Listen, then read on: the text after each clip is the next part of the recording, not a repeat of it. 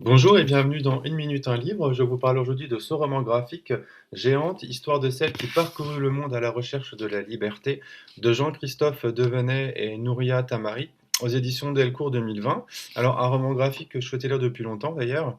Donc dans une époque fort lointaine ou peut-être très proche, on suit donc Céleste de sa naissance à l'âge adulte et orpheline, elle grandit entourée de 6 frères. Donc, très tôt, hein, Céleste prend conscience de sa différence et ce n'est peut-être pas seulement une question de taille d'ailleurs, elle rêve en effet de liberté, d'indépendance et refuse la place qu'on voudrait lui assigner.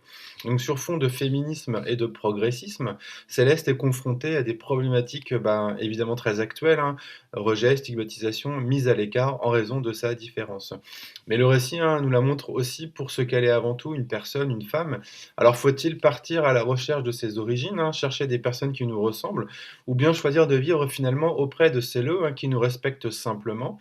Géante est ainsi un roman graphique, en fait, profondément métaphorique, hein, qui interroge la liberté, les libertés, l'identité et la manière de trouver sa place, hein, dans un monde qui vous juge trop différentes.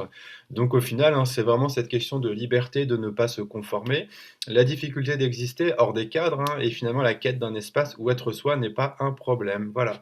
Donc je vous souhaite une bonne découverte, une bonne lecture si vous ne connaissez pas.